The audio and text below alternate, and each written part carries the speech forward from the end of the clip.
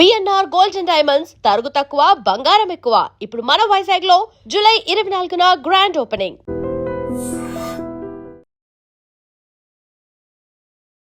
భారత ప్రైవేటు అంతరిక్ష రంగంలో ఈరోజు సరికొత్త చరిత్ర లిఖించబడింది.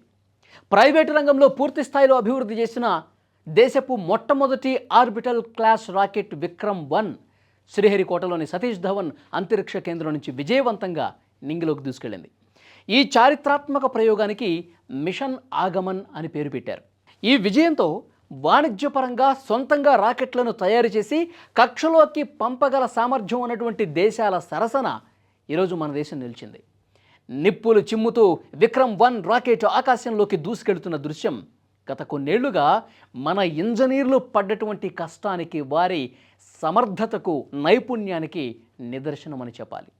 ప్రయోగానికి కొన్ని నిమిషాల ముందు చిన్న అంతర్గత సాంకేతిక కారణం వల్ల కొంత సమయం ఆలస్యమైనప్పటికీ ఆ తర్వాత రాకెట్లోని అన్ని దశలు అనుకున్నట్లుగా అత్యంత ఖచ్చితత్వంతో పనిచేశాయి.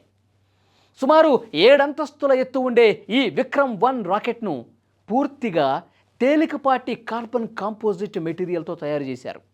ఇది భూమికి దగ్గరగా ఉండే దిగువ కక్షలోకి దాదాపు 350 కిలోల బరువున్న ఉపగ్రహాలను మోసుకెళ్లగలదు. ఈ రాకెట్ ఇంజిన్లను సరికొత్త 3D ప్రింటింగ్ టెక్నాలజీతో పూర్తి స్వదేశీ సాంకేతికతతో రూపొందించడం విశేషం.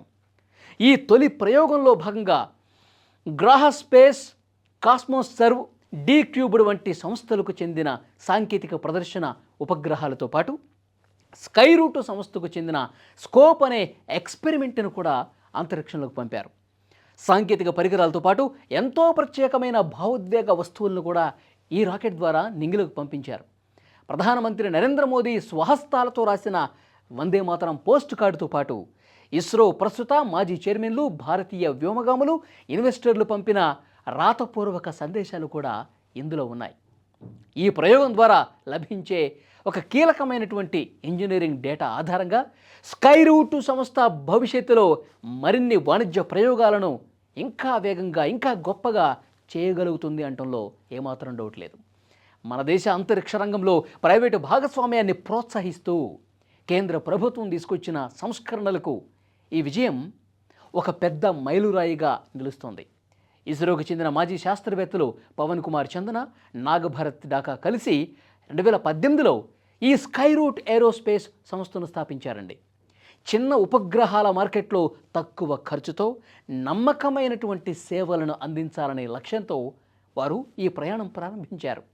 అంతకుముందు 2022లో వీరు ప్రయోగించిన విక్రమ్-S దేశంలోనే మొట్టమొదటి ప్రైవేట్ సబ్ ఆర్బిటల్ రాకెట్గా రికార్డు సృష్టించగా, ఇప్పుడు విక్రమ్-1తో ప్రైవేట్ ఆర్బిటల్ ప్రయోగాన్ని కూడా విజయవంతం చేసి భారత కీర్తి పతాకాన్ని విశ్వవీధిలో ఎగురవేశారు.